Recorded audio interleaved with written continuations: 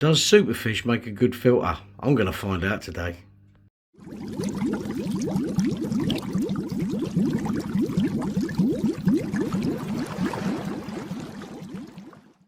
Okay, so on the box it says for aquariums 50 to 100 litres.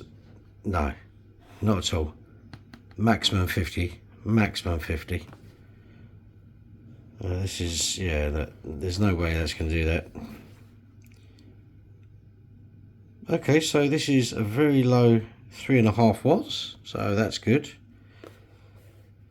Let's get it out of the box and have a look.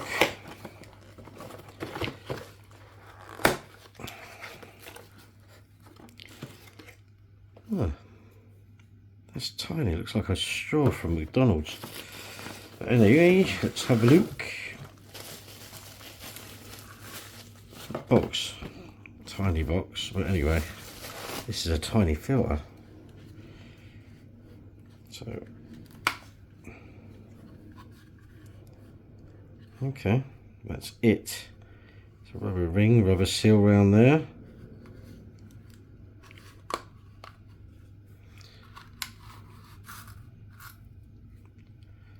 It's just a sponge filter, as you can see, tiny little one.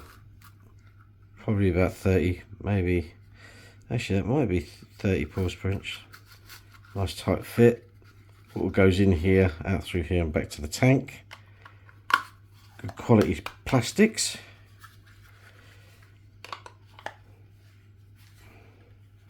Got a flow regulator.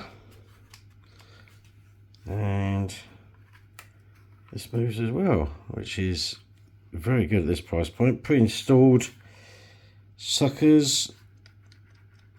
Not sure what this would be for then. Okay, not a bad quality. It's definitely at 200 litres an hour. I'll definitely go for something like a Flex. Let's make that a bit wet because it doesn't look like it's working very well. Tiny little thing. I'm going to put it on the maximum. I'm not going to use this first. How long is the cable? I always find that people, when they get to certain price points, do scrimp and scrape on certain things, and one of them is cable length. I had a filter from, I think it was Ciano or something like that, and it was really small. Oh yeah, way over. That's way over a meter. That's good. Tiny little thing. Okay, so I'm going to get it in the tank. We're going to have a look at it, but I wouldn't look at this. It's definitely not. You wouldn't put this in a 100 litre tank, not in a million years. Okay, so please don't even bother. I would say 50 litres is max. You want to turn over the water at least 4 times an hour. Okay, and this has got activated carbon, which I think, actually, let me check that. I believe you can take it out. There's a little, I'm not going to, but there's a little bit here, see? And there's the carbon in there, so you don't have to. There you go, you can see that. Yeah, so that's basically just shoved in the top there to stop it coming out. So, but hey ho, you know, if you've got tannins in the water or medication, you know, like use it in the hospital tank, that'd be quite cool. Okay, time to get it wet, I think. Okay, so that's what it looks like in the tank, which it isn't too bad. I mean, I put it probably in the corner. I mean, you can't see my filter really in the corner, can you? So I'd put it in the corner normally. Not too bad, but the fact that you can angle it means that I might use this in this tank. So there you go. It's not too bad looking at all. I think it's quite nice. Okay, so I've just raised it up a little bit, so there will be an initial noise. But without further ado, 3, 2, 1. Okay, that's moving some water. I mean, it's a tiny little filter, but that's moving a lot of water.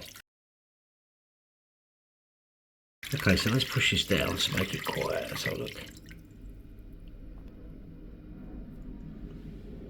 I can't hear any noise at all. That is one of the most quietest filters I've ever come across.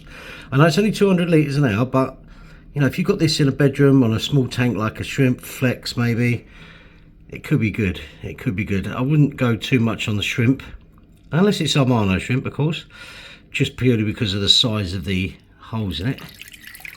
Let's see how this one moves.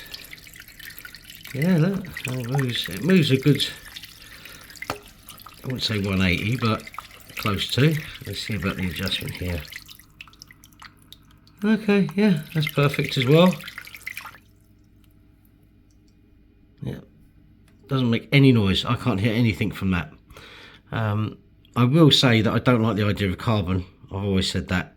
Carbon's only good if you're treating a tank with something, or you're taking out tannins or anything like that. But the amount of carbon in there is probably not. I'd probably use a bio gravel or something like that, which would be my go-to sort of media. Okay, so let's do the pros and cons. Hang on a minute, we've got to check this. A spray bar. Let me get that in there. Will it fit properly? Oh. Okay, ready? That is such a cool little, look at that. Look at it. Look at that. That is fantastic. Okay, pros and cons. Okay, pros and cons. Well, I'm going to just mix up the pros and cons, and I'll tell you why, because there is a lot to talk about. So the first thing I did notice, okay, when I had this in there originally, it bubbled for a while. Okay, so that means there's a lot of trapped air. So when you put it under the water or in the tank, you need to do that a few times. I do like the idea that it can take from here, but you can't have it too far down because it takes from there as well. Okay, so you've got to be careful of that. These suckers, I don't know how long they're going to last, but they seem to be a bit of a pain to change. I couldn't figure out how to get them out, and they're quite flimsy, these ones. Cable's perfectly long. This is fantastic. Tiny little bit of chew. Looks like a straw, doesn't it? So this is great. I think that the fact is, I mean, let's go from the top to the bottom. Look, you can go right the way. That's nearly 270 I had on that, but usable because it started coming out of here, less than 180. All right, but that's all you need. You put that in the back of a tank and do that. Perfect. All right, I like the idea that that's just ready to go. And this comes off like that to get to that, so that's cool. It's a very low wattage system as well, so if you're on a budget, that's fantastic. I like it. There's not too much that can go wrong. It's a quality product. It makes no noise. I'm going to give this my thumbs up. I really do believe that this is a valuable asset to an aquarium. You know, albeit a small one. I do believe I've done something similar to this with the bigger version of this. If I find it, I'll put a link to it. But there you go. Brilliant, fantastic. Look at the size of this. Look, it's so dinky. Look, guys, take care. Thanks for watching.